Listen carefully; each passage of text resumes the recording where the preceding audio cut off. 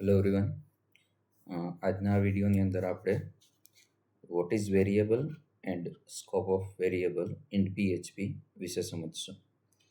Generally variable છે એ કોઈપણ programming લેંગ્વેજમાં એક ટેમ્પરરી સ્ટોરેજ તરીકે યુઝ થાય છે, જે પ્રોગ્રામમાં રન ટાઈમ આપણા પ્રોગ્રામની અંદર જો કોઈ વેલ્યુને આપણે સ્ટોર કરવી છે અથવા તો જે કાંઈ ઇન્ફોર્મેશન છે એને આપણે યુઝ કરવી છે, તો એને ટેમ્પરરી હોલ્ડ કરવા માટે આપણે વેરિયેબલ યુઝ કરી શકીએ છીએ.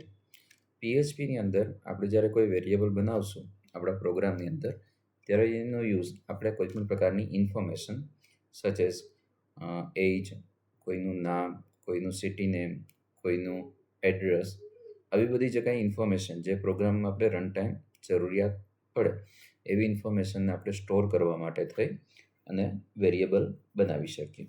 પીએચપીમાં જ્યારે વેરિયેબલ બનાવવામાં આવે છે ત્યારે એના માટેના અમુક જે કાંઈ કી પોઈન્ટ્સ છે એના વિશે આપણે અહીં ડિસ્કસ કરીએ.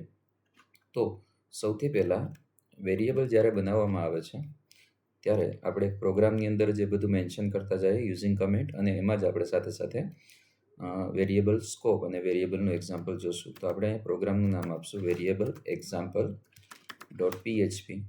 સૌથી પહેલાં આપણે જ્યારે પીએચપીમાં કોઈ વેરિયેબલ બનાવીએ છીએ ત્યારે એના માટેના જે કાંઈ બેઝિક રૂલ્સ છે, જે રૂલ વિશેની આપણે વાત કરી લઈએ. તો ફર્સ્ટ નંબરમાં કે આપણે જે વેરિયેબલ બનાવશું એ વેરિયેબલ છે એ વેરિયેબલને ડોનેટ કરવાનું થશે. તો કે વેરિયેબલ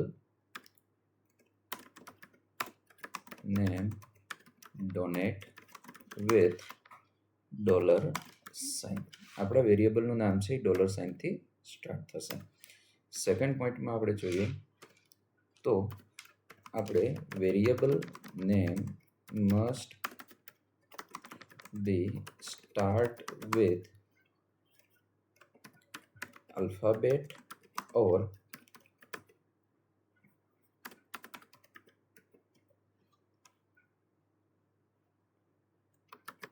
underscore. થર્ડ થિંગ જે આપણે ધ્યાનમાં રાખવાની છે, variable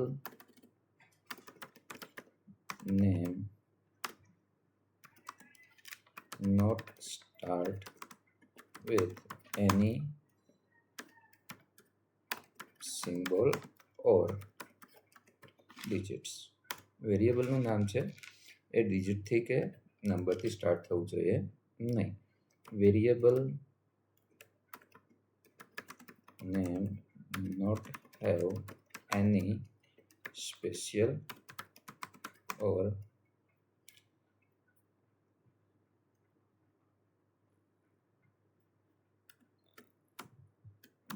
variable name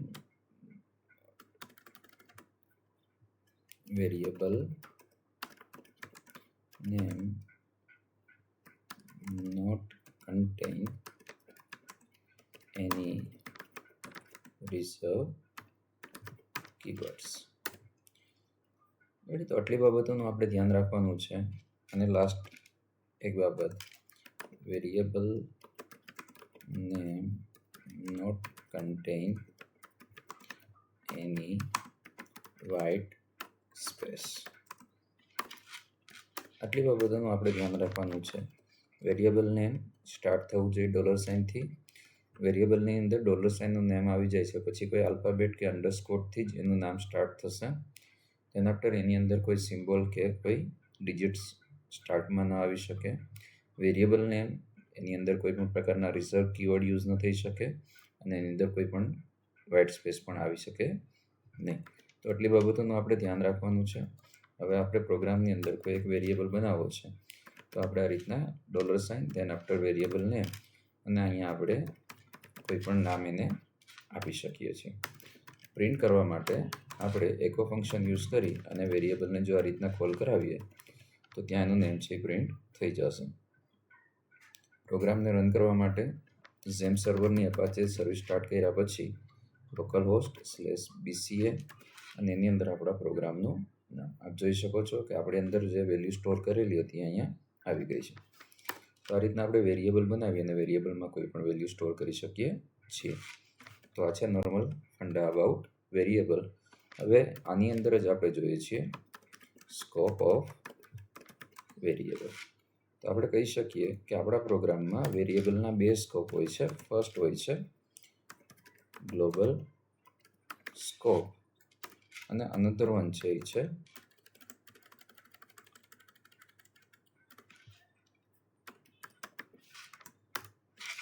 second number છે એ છે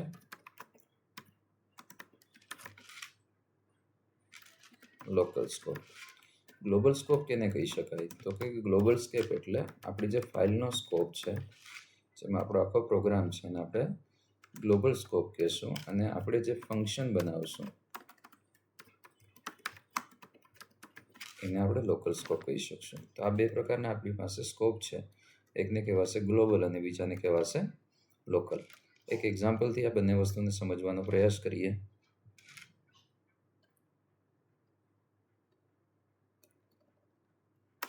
તો સૌથી પહેલા આપણે એક વેરિયેબલ બનાવશું, name is equal to local name. આવી કોઈ વેલ્યુ આપી દઈએ, એકો કરી અને પ્રિન્ટ કરીએ $નેમને, તો ત્યાં આપણે લોકલ નેમ એવું પ્રિન્ટ કરીને આપશે.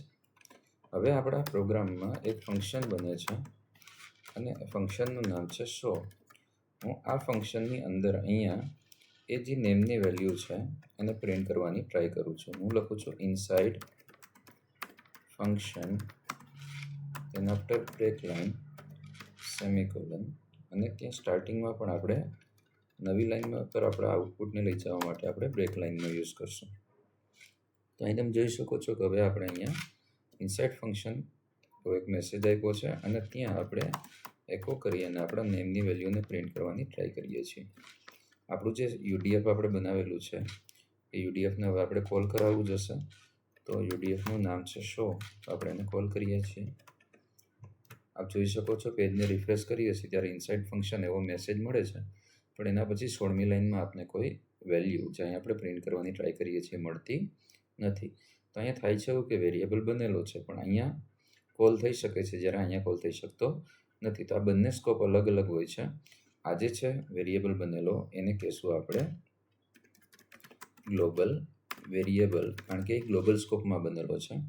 અહીંયા હું એક નવો વેરિયેબલ બનાવું છું $નેમ નામથી જ, અને એની અંદર હું આપું છું અહીંયા આપણે ગ્લોબલ નેમ લખશું, અહીંયા આપણે લખશું લોકલ નેમ. તો હવે તમે જોઈ શકશો કે હવે આપણે ફંક્શનની અંદર પણ એક નેમ નામનો વેરિયેબલ બનેલો છે, તો ત્યાં આપણે લોકલ નેમ ત્યાં જોવા મળશે. ઇટ મીન્સ અહીંયા આપણા પ્રોગ્રામમાં ટોટલ 2 વેરિયેબલ બને છે. આ જે વેરિયેબલ છે એ ગ્લોબલ છે, જ્યારે આ વેરિયેબલને આપણે કહીશું લોકલ વેરિયેબલ. તો આ બંને ટાઈપના સ્કોપ હોય છે. જે સ્કોપમાં જે વેરિયેબલ બને છે એ સ્કોપ પ્રમાણે વેરિયેબલને આઈડેન્ટિફાય કરવામાં આવે છે કે એ ગ્લોબલ છે કે લોકલ છે. તો લોકલ સ્કોપ અને ગ્લોબલ સ્કોપ ટાઈપના 2 સ્કોપ છે. લોકલ સ્કોપની અંદર બનતા વેરિયેબલને લોકલ કહેવાય અને ગ્લોબલ સ્કોપની અંદર બનતા વેરિયેબલને ગ્લોબલ કહેવાય. લોકલનો જે વેરિયેબલ છે એ વેરિયેબલ ફંક્શનની બહાર ક્યાંય યુઝ થઈ શકે નહીં, જ્યારે આ ગ્લોબલમાં જે બનતો વેરિયેબલ છે એ આપણે અહીંયા યુઝ કરી શકીએ. તો આપણે આ લાઈનને કમેન્ટ આઉટ કરી દઈએ છીએ, પ્રોગ્રામને સેવ કરી અને જોઈએ તો પાછી આપણે 17મી લાઈનમાં વેરિયેબલ નેમ મળતું નથી, એવી એરર આવે છે. તો અહીંયા આપણી પાસે 2 ઓપ્શન છે. ફર્સ્ટ, આપણે ગ્લોબલ કીવર્ડની મદદથી આપણા ગ્લોબલના વેરિયેબલને લોકલ સ્કોપમાં કોલ કરી શકીએ છીએ.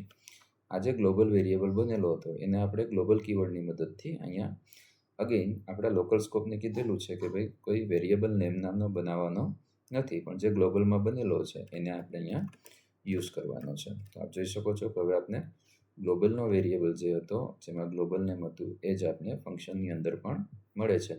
તો આપણી પાસે ફર્સ્ટ વે છે આ કે જેમાં આપણે ગ્લોબલ વેરિયેબલને લોકલમાં કોલ કરી શકીએ છીએ યુઝિંગ ગ્લોબલ કીવર્ડ. સેકન્ડ, જો આપણે આવું પણ નથી કરવું તો આપણી પાસે બીજો રસ્તો છે કે PHP આપણે એક સુપર ગ્લોબલ એરે આપે છે જેનું નામ છે $globals, જે એરેના ઇન્ડેક્સ તરીકે આપણા ગ્લોબલ વેરિયેબલનું આપણે નામ આપવાનું થાય. તો હવે તમે જોઈ શકશો કે આપણી વેલ્યુ પાછી મળી જશે. તો આપણી પાસે વેરિયેબલ છે એ ડેટા સ્ટોરેજ છે, જેમાં આપણે ડેટા સ્ટોર કરી શકશું. વેરિયેબલ જ્યારે બનાવીએ છીએ ત્યારે આટલા રૂલ્સ કે જે આપણે ફોલો કરવાના થાય છે. વેરિયેબલ જ્યારે બને છે ત્યારે એ બે સ્કોપની અંદર બની શકે છે. એક સ્કોપ છે જેને ગ્લોબલ સ્કોપ કહીશું, જે વોલ ફાઇલ માટે વેરિયેબલને બનાવશે. બીજું છે એને આપણે લોકલ સ્કોપ કહીશું કે જે ફંક્શનની અંદર જ વેરિયેબલ બનાવી શકશે, ત્યાં યુઝ કરી શકશે. અહીંયા આ જે છે શો નામનું એ આપણું ફંક્શન છે. એમાં જે આ વેરિયેબલ બનેલો છે એ લોકલ છે.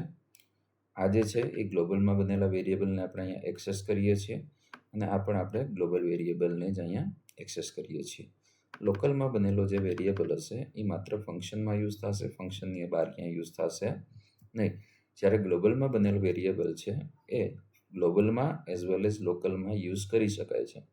જો ગ્લોબલમાં યુઝ કરવું હોય તો ડાયરેક્ટલી વેરિયેબલને જ કોલ કરી આપવાનું, અને જો લોકલમાં યુઝ કરવું હોય તો એના માટે આઈધર ગ્લોબલ કીવર્ડ ઓર ગ્લોબલ્સનો એરેથી આ કોલ થઈ શકે છે.